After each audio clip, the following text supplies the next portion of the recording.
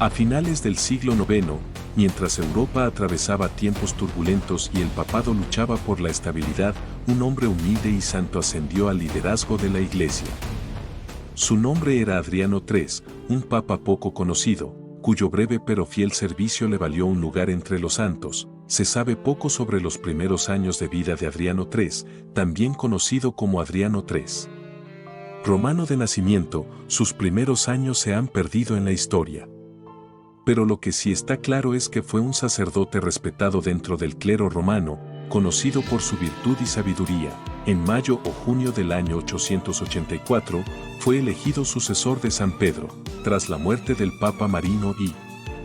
En aquel entonces, el papado se encontraba envuelto en tensiones políticas que involucraban al Sacro Imperio Romano Germánico y a la turbulenta nobleza romana. El pontificado del Papa Adriano III duró solo un año, sin embargo, en ese breve lapso, demostró ser un firme defensor de la dignidad de la Iglesia y un hombre de acción. Se opuso firmemente a la creciente influencia de las familias aristocráticas romanas que intentaban dominar las elecciones papales y las propiedades de la Iglesia.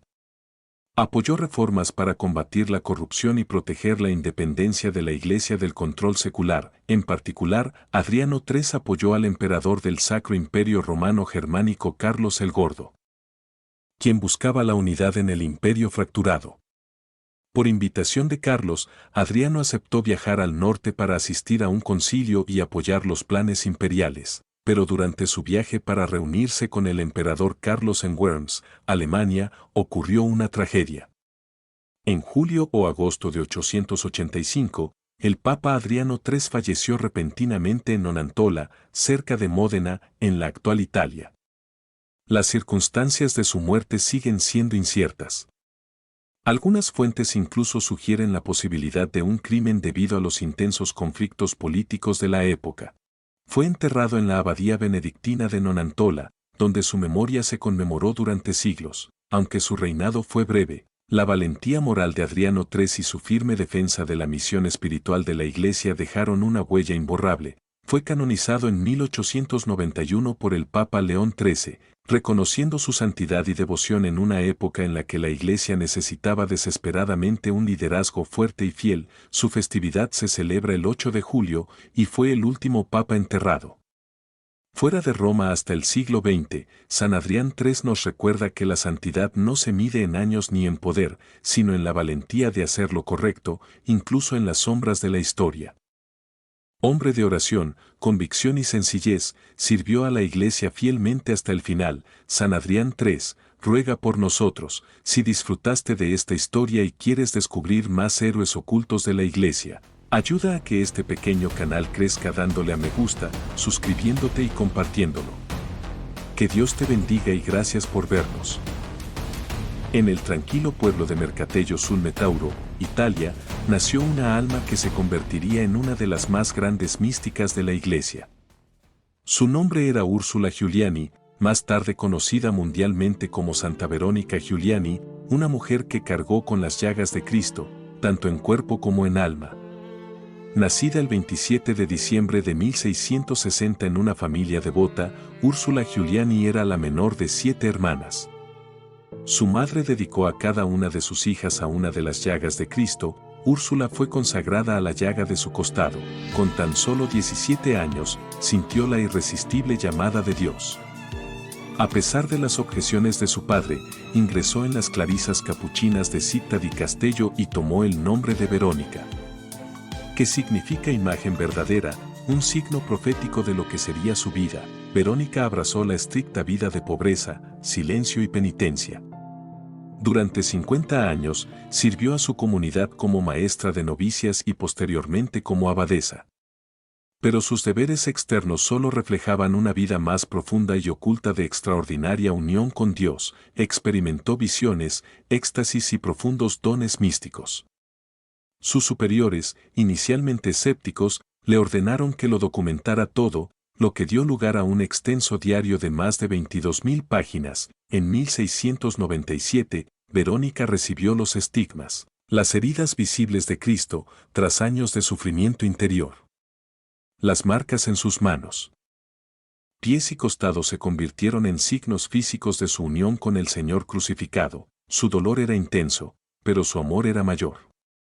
Verónica ofreció su sufrimiento por la salvación de las almas, creyendo que compartir la pasión de Cristo era un camino hacia el amor redentor. A pesar de sus dones místicos, Verónica se mantuvo obediente y humilde.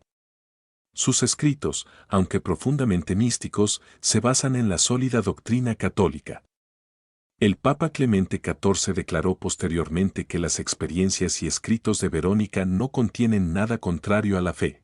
Falleció el 9 de julio de 1727, con el nombre de Jesús en los labios y un corazón ardiente de amor divino. Fue canonizada por el Papa Gregorio XVI en 1839 y hoy es venerada como patrona de místicos y escritores espirituales. Su cuerpo incorrupto reposa en Città di Castello, atrayendo a peregrinos de todo el mundo. Santa Verónica Giuliani nos recuerda que el camino del sufrimiento unido a Cristo se convierte en una puerta de entrada a la alegría y la gloria. Su vida fue un crucifijo viviente, que aún hoy habla del amor apasionado de Dios por cada alma. Si esta historia de fe y misterio te inspiró, ayuda a que este pequeño canal crezca suscribiéndote. Gracias por verla, y que Santa Verónica interceda por todos nosotros. Que Dios te bendiga. En los primeros tiempos del cristianismo, cuando el Imperio Romano aún adoraba a sus numerosos dioses y los emperadores gobernaban con mano de hierro, dos nobles hermanas se atrevieron a defender a Cristo. Sus nombres eran Anatolia y Victoria, vírgenes de la fe, heroínas de la pureza y mártires de Roma, nacidas en una acaudalada familia romana en el siglo III. Anatolia y Victoria se criaron en un ambiente de privilegio y comodidad. Pero bajo las finas vestimentas y los salones de mármol, sus corazones ardían de amor, no por las cosas de este mundo, sino por Jesucristo. Aunque ambas eran admiradas por su belleza y virtud, hicieron voto de permanecer vírgenes por el reino de los cielos. Pero este voto sería puesto a prueba. Durante la persecución de los cristianos bajo el emperador Decio, alrededor del año 250 después de Cristo, ambas hermanas fueron prometidas en matrimonio a prominentes hombres paganos, Victoria a Eugenio y Anatolia a Tito Aurelio. Cuando se negaron, sus pretendientes, enfurecidos por el rechazo y la devoción religiosa, las denunciaron ante las autoridades. Anatolia fue la primera en ser arrestada. Prisionera en los Montes Sabinos, fue atormentada y tentada, pero no se rindió. Su valentía inspiró a otros. Incluso su carcelero, un hombre llamado Audax, se conmovió por su fe inquebrantable.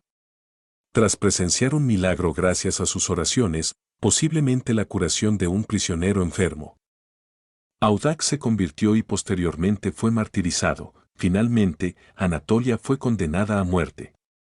Fue atravesada por una espada y murió como mártir, ofreciendo su alma a Cristo. Su cuerpo fue enterrado en la misma región donde había estado cautiva, y pronto se reportaron milagros en su tumba. Poco después, Victoria también fue arrestada por su rebeldía. Inspirada por el testimonio de su hermana, se mantuvo firme en su resolución. Por rechazar el matrimonio y a los dioses paganos, también fue condenada a muerte.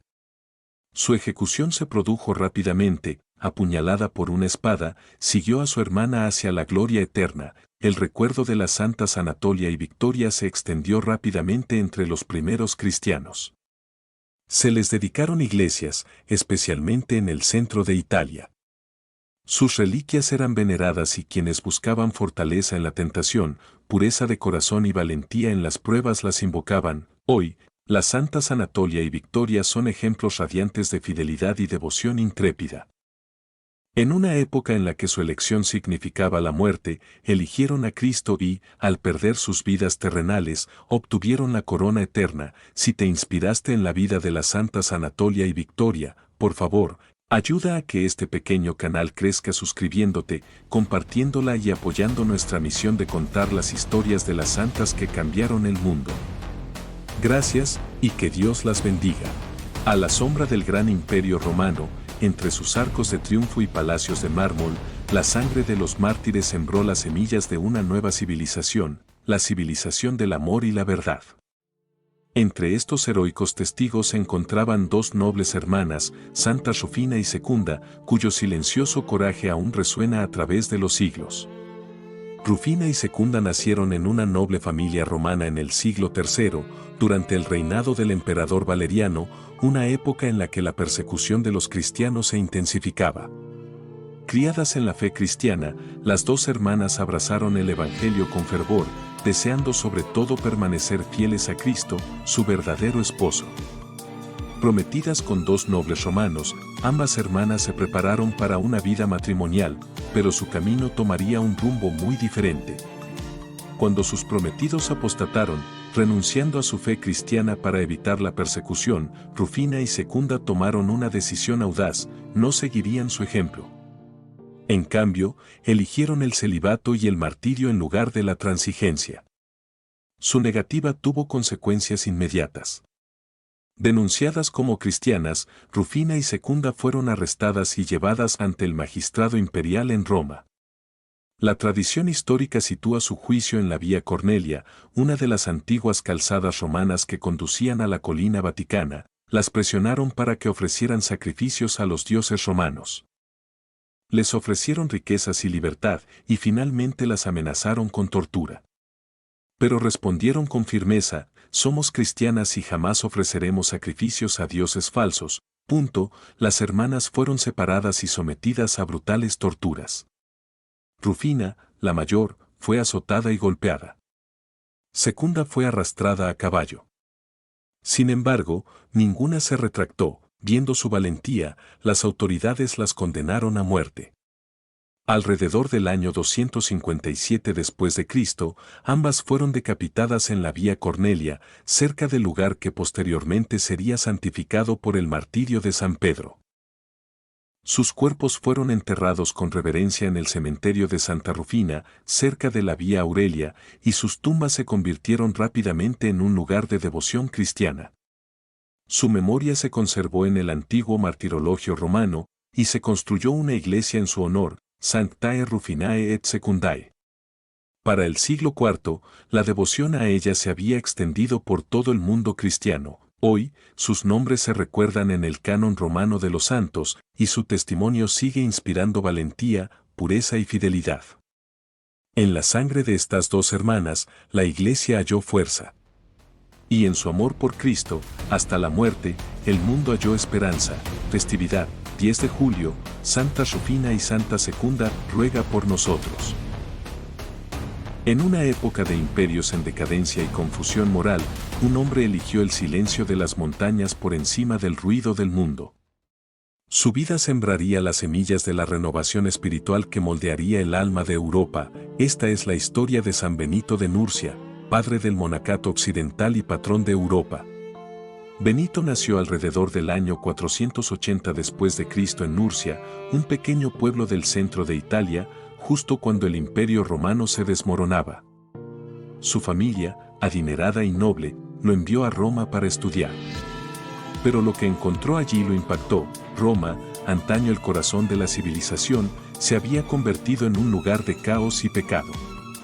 Desilusionado por la decadencia moral, el joven Benito tomó una decisión audaz: lo dejó todo para buscar a Dios en soledad. Benito se retiró a una cueva remota cerca de Subiaco, donde vivió como ermitaño durante varios años. Allí, en silencio y oración, encontró fuerza, disciplina y paz. Dios estaba formando un líder espiritual. La gente empezó a oír hablar del santo varón en las montañas. Los discípulos acudían en busca de su sabiduría. Aunque Benito anhelaba la soledad, reconoció que Dios lo llamaba a guiar a otros. Benito fundó 12 pequeños monasterios, cada uno con 12 monjes, en los alrededores de Subiaco. Pero su mayor fundación se produjo alrededor del año 529 después de Cristo, cuando estableció el famoso monasterio de Montecassino. Al sur de Roma, allí escribió su obra maestra, La Regla de San Benito. Una guía para la vida monástica. La regla enfatizaba el equilibrio, la comunidad, la obediencia y la oración. Su lema: ora et labora, ora y trabaja, Resumía una vida dedicada a Dios mediante la disciplina espiritual y el trabajo humilde. San Benito también era conocido por sus milagros, leía corazones, sanaba enfermos y, en una ocasión, se salvó de envenenarse cuando un cuervo se llevó un pan contaminado. Pero su verdadera grandeza no residía en señales y prodigios. Fue en la formación de comunidades donde la santidad pudo prosperar, el conocimiento preservarse y las almas santificarse. Benito murió en paz alrededor del año 547 después de Cristo, de pie en oración, con los brazos alzados al cielo.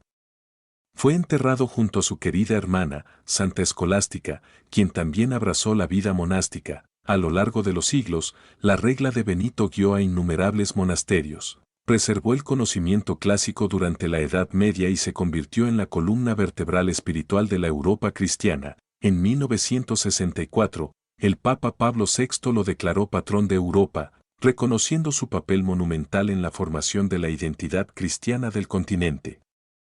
San Benito nos enseña que incluso en los momentos más oscuros, la vida tranquila de oración y trabajo puede construir una civilización de amor, verdad y orden.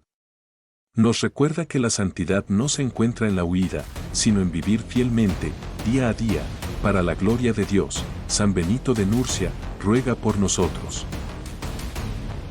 En el corazón del Imperio Romano, durante una época de persecución, herejías y disputas teológicas, surgió un pastor para guiar a la iglesia primitiva con valentía y claridad.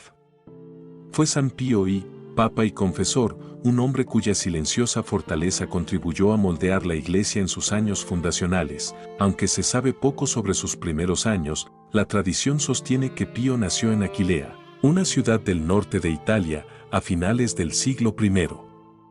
Se dice que su padre se llamaba Rufino y pudo haber sido liberto. Según el Liber Pontificalis, Pío posiblemente fuera hermano de Hermas, autor de El Pastor de Hermas, un importante texto cristiano primitivo que enfatiza el arrepentimiento y la pureza. Pío se convirtió en obispo de Roma alrededor del año 140 después de Cristo, sucediendo al Papa Higinio. Su pontificado duraría aproximadamente 15 años, durante un periodo marcado tanto por la persecución externa como por los desafíos teológicos internos. Una de las principales preocupaciones del Papa Pío I fue enfrentar las herejías que amenazaban con dividir a la creciente Iglesia.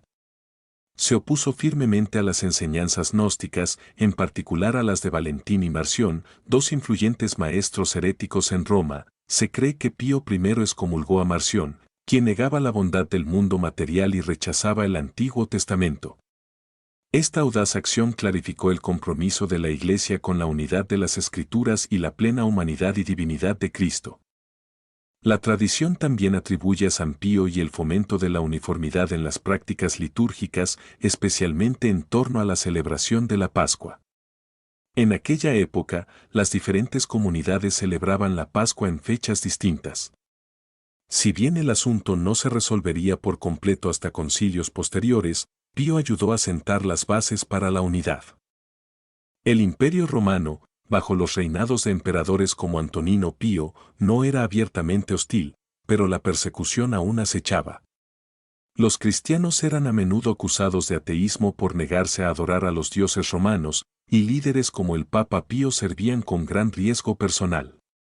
Continuó guiando a la Iglesia con discreción y firmeza, ordenando clérigos y animando a los fieles en su testimonio. El Papa San Pío I probablemente murió alrededor del año 155 después de Cristo, posiblemente mártir, aunque los detalles son inciertos. Fue enterrado cerca de la tumba de San Pedro, y la Iglesia pronto lo reconocería como confesor y santo, aunque su etapa como Papa está envuelta en el misterio cristiano primitivo. Su legado perdura.